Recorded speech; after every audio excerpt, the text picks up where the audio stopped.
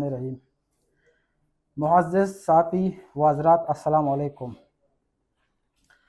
हम आप तमाम साफ़ी बरादरी का तहे दिल से शुक्रिया अदा करते हैं कि आप हमारी आवाज़ सुनने और माहीगीर तबके के मसाइल को उजागर करने के लिए यहाँ मौजूद है। ज़र गवादर माहीगीर इत्तेहाद की आज की प्रेस कॉन्फ्रेंस साल 2024 के सैलाबी बारिशों और समंदरी तूफ़ान से मुतासर होने वाले माहीगीरों के नुकसानात, इमदादी रकम की गैर शफाफ तकसीम और ज़िले गवादर की समंदरी हदूद में जारी गैर कानूनी ट्रॉलिंग के हवाले से है। साल 2024 के सैलाबी बारिशों और समंदरी तूफ़ान ने गवादर के माहीगीर तबके को बुरी तरह मुतासर किया। दर्जनों माहीगीरों की स्पीड बोट्स समेत छोटी और बड़ी कश्तियाँ समंदर बुर्द हुई या बुरी तरह टूट फूट का शिकार हुई, जिनकी मालियत लाखों रुपए में है। इन कश्तियों के तबाह होने से कई माहीगीर अपने रोज़गार से महरूम हो गए हैं। जो माहीगीर कभी अपनी कश्तियों के मालिक थे, आज वो दूसरों की कश्तियों में नाकुदा या खलासी के तौर पर काम करने पर मजबूर है। हुकूमत ने 2024 के सैलाब और समंदरी तूफ़ान से मुतासर माहीगीरों के नुकसानात के अजाले का ऐलान किया और महकमा फिशरीज़ गवादर की निगरानी में मुतासरा माहीगीरों का सर्वे भी किया गया। ताहम अफसोस के साथ कहना पड़ता है कि रोज़े अव्वल से ही इस सर्वे और इसके नतीजे में तैयार होने वाली फहरिस्त पर सवालात उठते रहे हैं। महकमा फिशरीज़ की जानिब से तैयार की गई फहरिस्त में ऐसे दर्जनों अफराद के नाम शामिल किए गए हैं जिनकी कश्तियों को कोई नुकसान नहीं पहुंचा था, जबकि बाज़ ऐसे अफराद के नाम भी शामिल किए गए जिनका माहीगीरी के शोबे से कोई ताल्लुक नहीं था। हमें यह भी शिकायत मौसूल हुई कि सियासी और ज़ाती बुनियादों पर मनपसंद अफराद को मुतासरीन ज़ाहिर करके फहरिस्त में शामिल किया गया, जबकि महकमा फिशरीज़ के अमले से मुतल्लिक भी बाज़ नामों के शामिल होने की शिकायत सामने आई। हम किसी फर्द को बगैर तहकीकात के मोरद इल्ज़ाम नहीं ठहराते, लेकिन यह ज़रूर कहते हैं कि मुतासरा माहीगीरों के नामों की फहरिस्त किसी सियासी दबाव, ज़ाती पसंद या सिफारिश की बुनियाद पर नहीं, बल्कि सिर्फ और सिर्फ हकीकी नुकसानात की बुनियाद पर तैयार होनी चाहिए।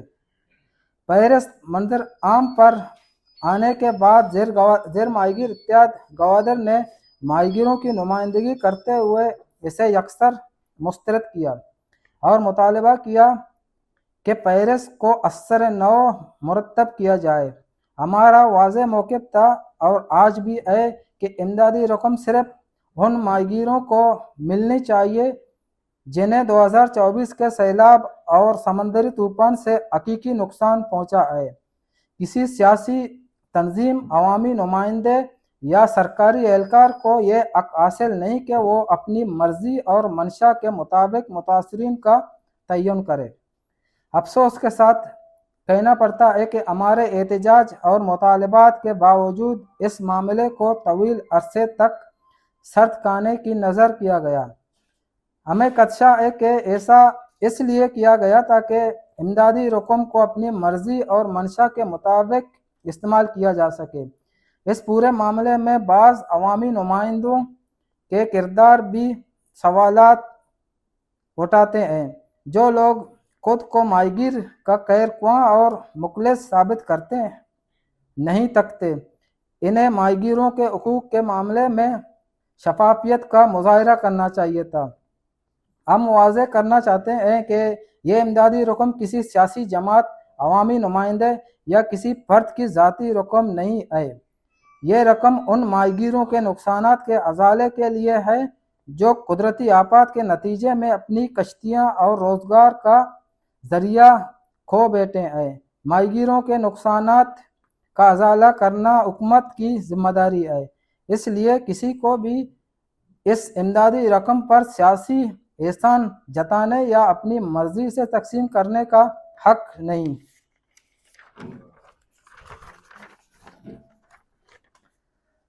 زیر ماہی گیر اتحاد کے احتجاج کے بعد فہرست کو روکا تو گیا، لیکن اس کے باوجود 16 ماہی گیروں کو امدادی چیکس دیے گئے۔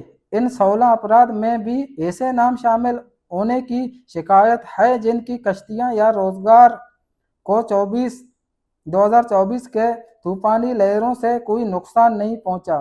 ہم مطالبہ کرتے ہیں کہ ان تمام افراد کے نقصانات کی دوبارہ تصدیق کی جائے، سروے ریکارڈ سامنے لایا جائے، اور اگر کسی ایسے شخص کو امدادی رقم دی گئی ہے جو اس کا مستحق نہیں تو اس معاملے کی بھی مکمل تحقیقات کی جائے۔ ہم ایک بار پھر واضح کرتے ہیں کہ زیر ماہی گیر اتحاد اس متنازع فہرست کو تسلیم نہیں کرتی اور اس کی مکمل غیر جانبدارانہ اور شفاف تحقیقات کا مطالبہ کرتی ہے۔ جن ماہی گیروں کی کشتیاں اور اسپیڈ بوٹس 2024 کے سیلاب اور سمندری طوفان میں تباہ یا متاثر ہوئے، ان کے نقصانات کا مکمل ازالہ موجودہ وقت کی قیمتوں اور تعمیراتی لاگت کو مدنظر رکھتے ہوئے کیا جائے، کیونکہ آج نئی کشتی یا اسپیڈ بوٹس تیار کرنے کی لاگت کئی گنا بڑھ چکی ہے۔ دوسری جانب محکمہ فشریز اور متعلقہ ذمہ داران کی مبینہ خاموشی کے باعث ضلع گوادر کی سمندری حدود میں اس وقت غیر قانونی ٹرالنگ پوری شدت سے جاری ہے۔ ہر گزرتے وقت کے ساتھ ٹرالنگ میں اضافہ ہو رہا ہے۔ ضلع بھر کے ماہی گیر آئے روز سمندر میں غیر قانونی ٹرالرز کی موجودگی کی نشاندہی کر رہے ہیں، لیکن اس کے باوجود محکمہ فشریز کی جانب سے ان کے خلاف مؤثر کارروائی نظر نہیں آ رہی۔ غیر قانونی ٹرالنگ نہ صرف ماہی گیروں کے روزگار کے لیے خطرہ ہے بلکہ اس سے سمندری حیات، مچھلی کے ذخائر اور ہمارے سمندری ماحول کو بھی شدید نقصان پہنچ رہا ہے۔